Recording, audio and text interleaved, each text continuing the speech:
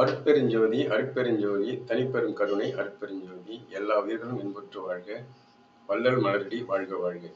மெய்யன்பர்களே, நீங்கள் பார்த்து கொண்டிருக்கும் இந்த ஆகாச அருளமுதம் என்கின்ற காணொலியை முழுக்க முழுக்க இறை இன்பம் மெய்யின்பம் என்று சொல்லக்கூடிய மெய்த்தன்மை நோக்கி சென்று கொண்டிருக்கும் ஒரு இறைவழி பாதை. இங்கு கற்பனை, பொழுதுபோக்கு, உணர்ச்சிகளை தூண்டக்கூடியது, உண்மைக்கு புறம்பானது எதுவும் இடம்பெறாது நண்பர்களே.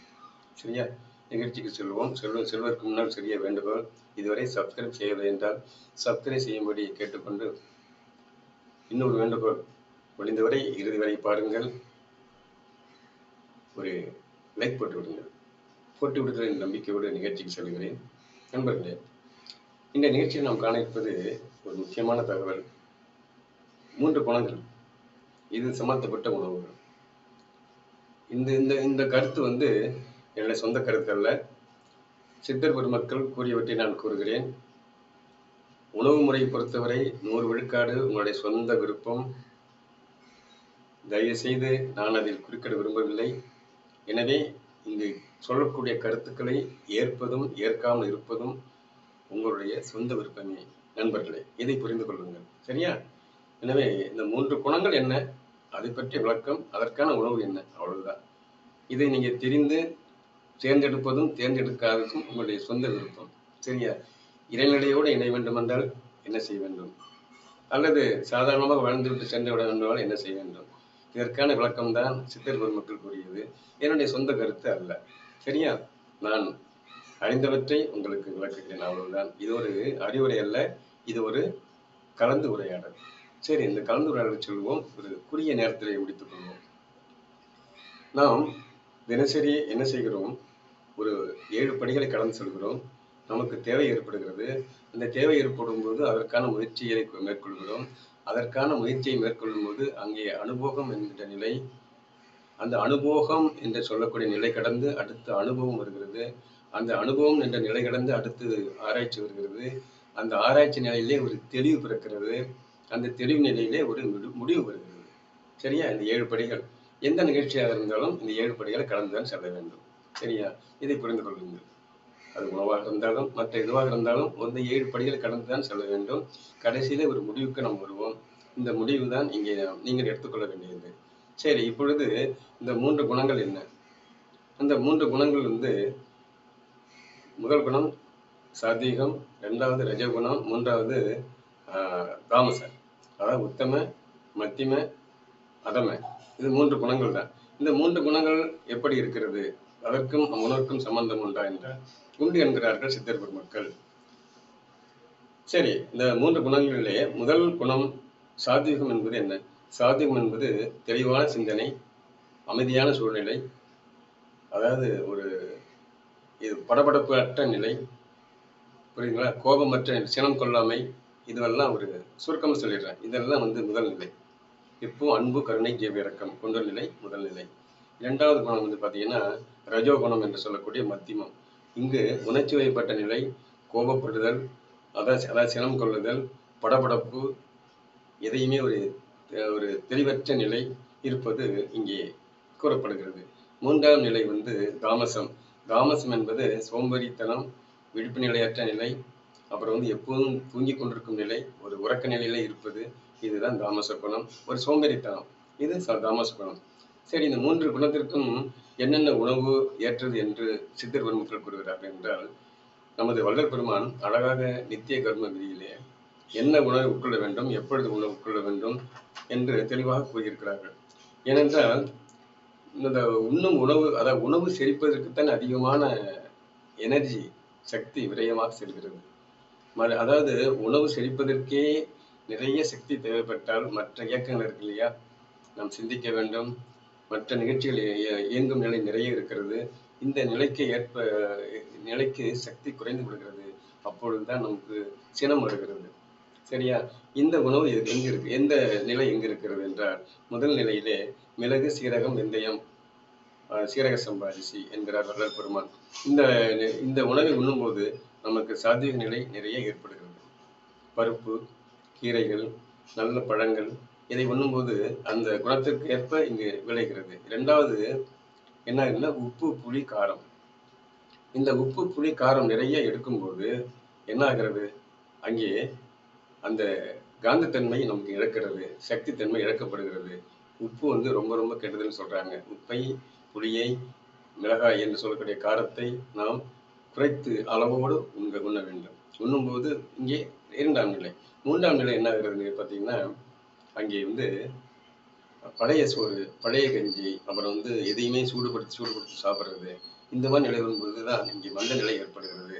அங்கே மந்த நிலை சக்தி அங்கே கிடைப்பதில்லை. முதல் நிலையிலே சக்தி எனர்ஜி நிறைய கிடைக்கிறது. 2ஆம் நிலை சக்தி கிடைக்கிறது. கிடைத்தாலும் அதில் வந்து அந்த அளவுக்கு செல்வதில்லை. 3ஆம் நிலையிலே சக்தி நிலை மிக குறைவாக கிடைக்கிறது.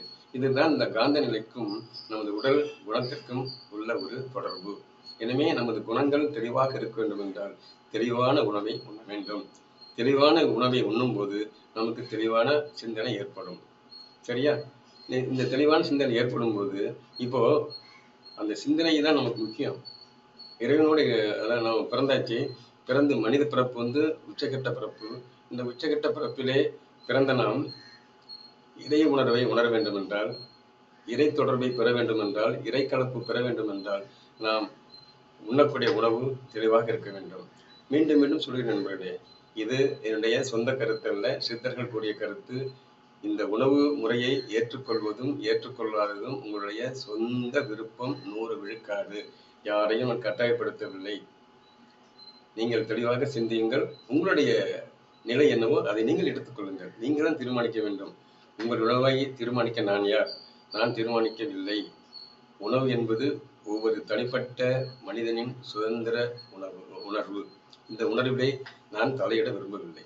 இங்கே குணங்களுக்கும் உணவுக்கும் சம்பந்தம் உண்டா என்பதை பற்றித்தான் ஆராய்ந்து கொண்டிருக்கிற வழிய மற்றவைகளை கட்டாயப்படுத்தவோ அல்லது இது திணிக்கவோ இல்லை. இது ஒரு அறிவுரை அல்ல. இங்கு வழங்கப்படும் நிகழ்வு அனைத்துமே ஒரு கலந்து உரையாடலே. சரியா? இதை புரிந்து கொள்ளுங்கள். சரி, இப்படி உணவு உண்ணும் போது நமது சக்தி நிலை மாறுபடுகிறது. சக்தி நிலை மாறும் பொழுது நமது எண்ணங்களும் மாறுபடுகிறது. எண்ணங்களுக்கும் இந்த உணவுக்கும் நிறைய தொடர்பு இருக்கிறது. எனவே எந்த உணவை உண்ண வேண்டும், எதை உண்ணக்கூடாது என்பதை தேர்ந்தெடுங்கள். தேர்ந்தெடுத்து அதை உண்ணுங்கள். உண்ணும்போது உங்களுக்கு ஒரு நிலை ஏற்படும். அந்த நிலைதான் நான் சொன்னேனே படி முயற்சி, தேவை முயற்சி, அனுபவம், ஆராய்ச்சி, தெளிவு முடிவு என்ற நிலைக்கு வாருங்கள். இந்த நிலைக்கு வரும்போது நீங்களாக விடை தேடுங்கள். விடை தேடும்போது உங்களுக்கு எளிமையான விளக்கம் கிடைக்கும். அந்த விளக்கம் கிடைத்துவிட்டால் நீங்களே உங்கள் உணவை தேர்ந்தெடுப்பீர்கள். இறை உணர்வு பெற வேண்டும் என்றால் என்ன வேண்டும் என்பதை உணர்ந்து கொள்ளுங்கள் நண்பர்களே. ஆண்டாள் ஒரு பாடலை கூறுகிறார். நெய்யுண்ணோம் பாலுண்ணோம் நாட்காலே நீராடு என்கிறார். வையத்து வாழ்வீர்கள் அந்த பாட்டிலே சொல்கிறார். எனவே இந்த நெய்ப்பாலை பற்றி அதாவது ஆண்டாள் நான் சொல்லவில்லை, ஆண்டாள் சொல்கிறார். நெய்யுண்ணோம் பால் உண்ணோம் என்றால் என்ன? தவம் ஏற்றும் போது நாட்காலை நீராடி நெய்யும் பாலும் தேவைதான். ஆனால் இந்த தவம் செய்யும் போது தேவையில்லை என்கிறார். அந்த நாட்டு என்பது அதிகாலை அந்த பிரம்மமுகூர்த்தத்தில் எழ வேண்டும். பிரம்மமுகூர்த்தத்தில் எழும்போது இறைவனை நாம் கண்ணார காணலாம். அப்போது இறைவனோடு இறைக்கலப்பு பெற முடியும். அந்த 3 மணியிலிருந்து 6 மணி வரை இருப்பதுதான் பிரம்மமுகூர்த்த நிலை. அதிலேயும் உத்தம மத்திய நிலை இருக்கிறது. எனவே அந்த நிலையை உணர்ந்து இறைவனோடு நீராடி என்றால் இறைக்கலப்பு என்று பொருள். அந்த நீராடுதல் என்பது அங்கு இறைக்கலப்பு, தவமேற்றல் என்று பொருள். அந்த தவமேற்றும் நிலை வேண்டுமென்றால் நாம் எளிதாக சிரிக்கக்கூடிய உணவை உண்டு இறைவனை நினைத்து இறை கலப்பை பெற வேண்டும் என்பதுதான் இங்கே உட்கருத்தை ஒழிய நெய்ப்பால் தேவையில்லை என்பது கருத்தல்ல. நெய்ப்பால் தேவைதான். அது எப்பொழுது உண்ண வேண்டும் என்பது நித்திய கர்ம விதியிலே அழகாக தெளிவாக கூறியிருக்கிறார் நமது வள்ளல் பெருமான். எனவே அந்த கருத்தையும் எடுத்துக்கொள்ளுங்கள். மீண்டும் சொல்கிறேன், உணவு என்பது உங்களுடைய சொந்த விருப்பம். நான் அதில் தலையிடவில்லை. தலையிடுவதும் நாகரிகம் அல்ல. எனவே நீங்கள் உங்களுக்கு தேவையான உணவை நீங்கள் உண்ணுங்கள். எது தேவையில்லை என்பது உங்கள் உடல் சொல்லும், உங்கள் மனம் சொல்லும், உங்கள் உயிர் சொல்லும்.